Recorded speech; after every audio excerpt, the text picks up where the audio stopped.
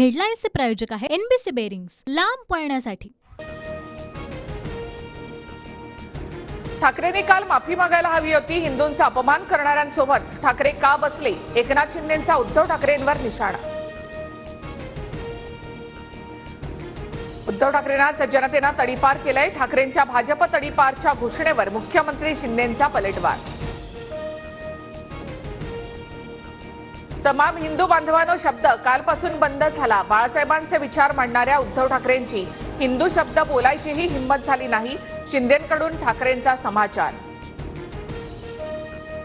India आघाडीच्या सभेमध्ये ठाकरेंना 5 मिनिटच भाषण करायला दिली गेली आणि तिथेच त्यांची पत दिसली। ठाकरेंच्या पक्षाच्या ताकदीने बोलण्याची वेळ दिली।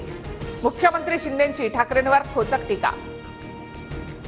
मी बारामतीमधून माघार घेतली तरी सुनेत्रा पवार जिंकणार नाहीत। अजित पवारांची गुरमी कमी झालेली नाही। मुख्यमंत्र्यांच्या भेटीनंतर पुन्हा शिवतारेंचा दादांवर हल्लाबोल।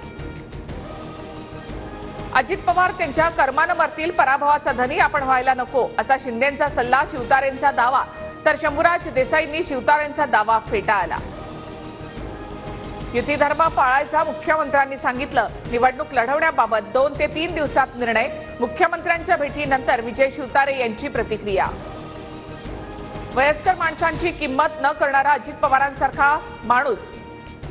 सख्खे बंधू श्रीनिवास पवारांकडूनच अजित पवार यांच्यावर हल्लाबोल। मोठं करणाऱ्या शरद पवारांनाच घरी बसण्याचा सल्ला देण्यावरून सुद्धा टीका।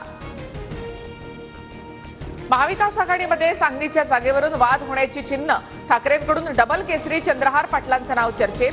मात्र सांगलीची जागा सोडण्यावर काँग्रेस नेत्यांचा स्पष्टपणे विरोध।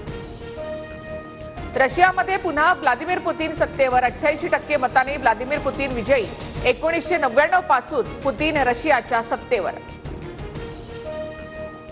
हेडलाईन्सचे प्रायोजक आहे एनबीसी बेरिंग्स, लांब पळण्यासाठी।